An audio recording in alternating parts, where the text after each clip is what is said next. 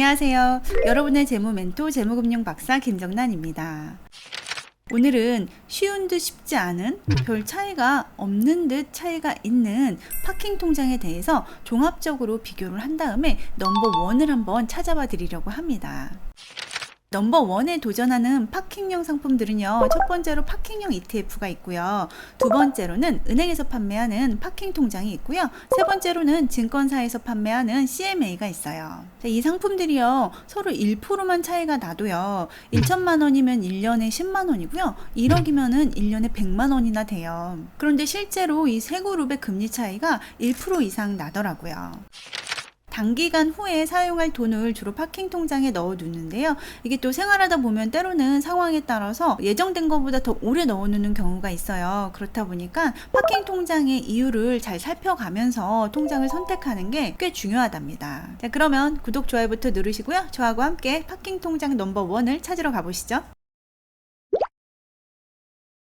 목돈이 생겼는데 이거를 내가 주로 사용하던 입출금 통장에 그냥 넣어두면요, 우선은 금리가 좀 낮은 단점이 있고요, 또 내가 사용하던 기존의 돈하고 합쳐져서 이 돈을 나도 모르게 야금야금 또 사용하는 단점이 있어요. 그리고 아주 심하게 안 좋은 경우는 이 돈을 피싱을 당하는 경우도 종종 있답니다. 그래서 단 일주일이라도 여유가 있는 돈이 생기셨다면 이 돈을 내가 사용하는 입출금 통장에 그냥 넣어두지 마시고요, 파킹 통장을 찾아서 옮기는 게 현명하답니다.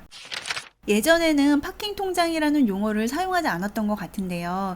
얼마 전부터 인터넷 뱅크라든지 저축은행 등 이런 곳에서 고객을 유치하기 위해서 파킹 통장이라는 용어를 사용하고 홍보를 하기 시작했던 것 같아요. 실제로 이 파킹 통장이 많은 관심을 받고 또 히트를 치면서 지금은 제일금융권까지 상품이 확대된 상황이에요. 파킹은 주차하잖아요. 우리가 차량을 주차했다 언제든지 빼고 싶을 때 또 빼고, 또 그 주차한 차를 안전하게 보관하는 게 바로 파킹이죠.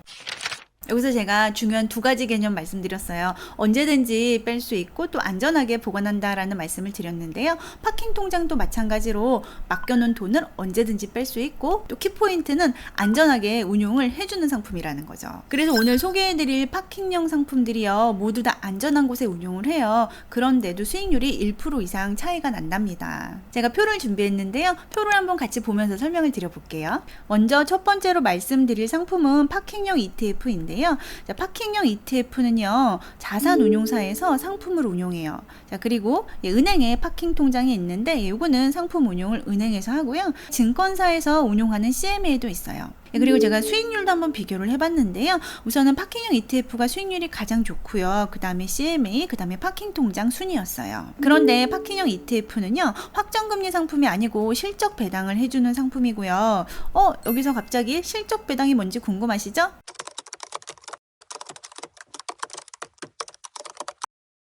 그리고 은행에서 판매하는 파킹 통장은요, 금리가 확정금리로 제공이 되고요, CMA는 RP하고 연계해서 확정금리를 드리는 CMA도 있고요, 또 실적 배당을 해주는 CMA도 있어요. 그리고 납입 한도를 보면요, 파킹형 ETF하고 CMA는 한도 제한이 없거든요. 은행에서 판매하는 파킹 통장은요, 이처럼 한도가 있는 경우도 있고요, 또 조건이 있는 경우가 있어요.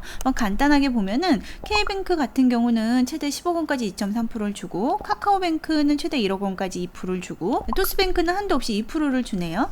그리고 OK저축은행은 50만 원 이하를 7%를 주고 1억 이하는 3.3%를 주고, SBI저축은행은 2.9%를 최대 1억 원까지 줍니다. 그리고 대부분 좀 조건이 있는데, 여기 보면은 모바일 뱅킹 가입 조건이 있는 곳도 있습니다. 물론 CMA도 경우에 따라서는 금리 적용 조건이 있기도 합니다. 그리고 우리가 절세 상품들이라고 하죠. ISA, IRP 이런 게 절세 상품인데, 이 절세 상품에 파킹형 ETF를 담을 수가 있어요. 이제 파킹 통장이나 CMA는 담을 수가 없고요. 여기서 파킹형 ETF를 담을 때는 포트폴리오에서 안전자산으로 편입할 때 활용하면 좋습니다.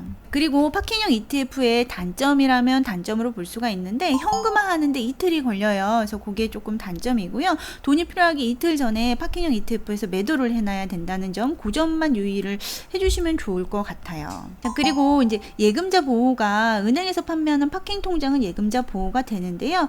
제가 이따가 말씀드리겠지만 파킹형 ETF도 그렇고 CMA도 그렇고 운용하는 대상이 다 모두 우량한 채권이나 기업원, 그 다음에 RP로 매우 우량한 자산에 운용을 해요. 그렇다 보니까 예금자 보호가 안 된다는 거에 너무 예민하지 않으셔도 될 것 같아요. 자, 이렇게 세 가지 유형의 상품을 한 표에 비교해 보니까 어떤가요? 은행 상품이 금리가 그렇게 높은 것 같지 않은데 한도의 조건까지 있어서 제가 보기에는 큰 매력은 없어 보이고요.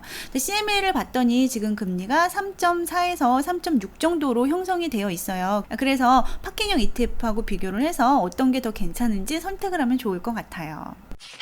파킹형 ETF는요, 크게 채권형 ETF하고 금리 연계형 ETF로 나눠볼 수가 있는데요. 이것도 제가 표를 하나 준비했어요. 같이 보실게요. 채권형 ETF는요, 우리가 흔히 MMF라고 부르는데요. 자, 여기서 또 MMF가 혹시 뭔지 궁금하신가요? 잠깐만요.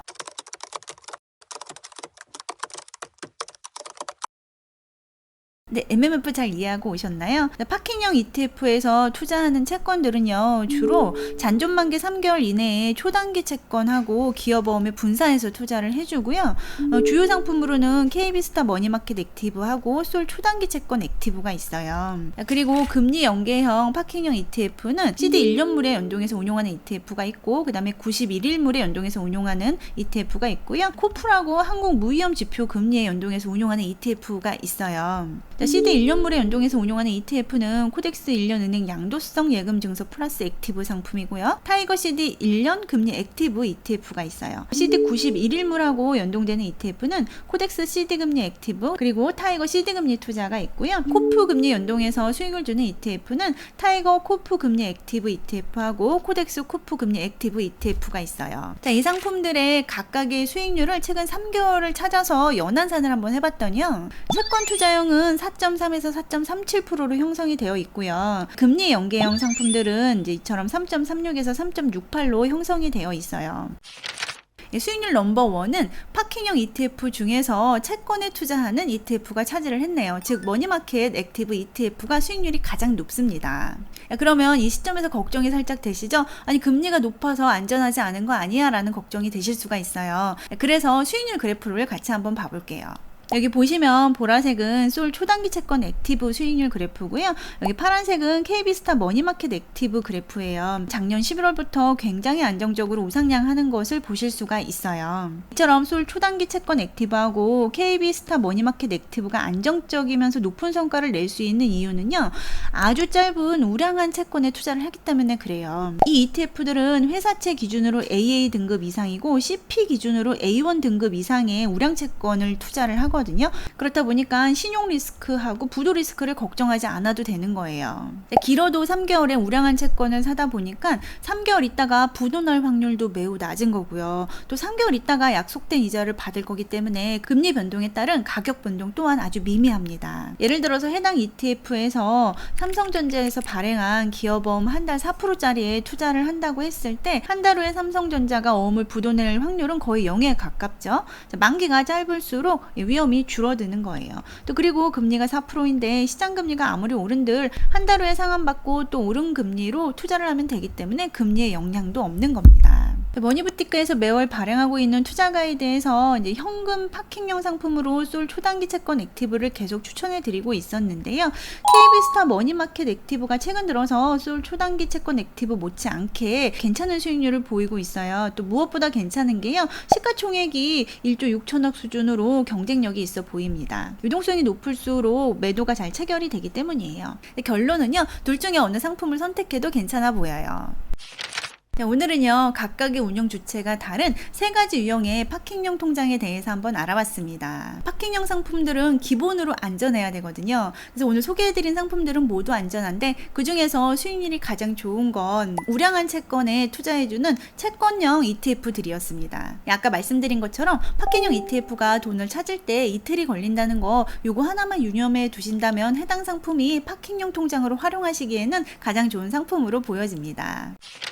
참고로 저는요, 1년짜리 정기예금을 하는 것보다 파킹용 상품에 넣어놓는 게 조금 더 유리한 것 같아요. 왜냐면 은행 정기예금은 1년을 꽉 채워야 해당 이율을 주고 중간에 찾으면 중도 이율이 굉장히 낮거든요. 그런데 이런 파킹용 ETF는 중간에 찾아도 그때까지 수익이 다 나온다는 거예요. 아까 그래프가 꾸준히 우상향하는 거 보셨죠? 그때 찾는 기간 수익률은 다 가져가실 수가 있다는 겁니다. 예, 오늘 내용은 어떠셨는지요? 오늘 내용 좋으셨죠? 예, 구독, 좋아요, 알림, 공유까지 부탁드립니다. 감사합니다.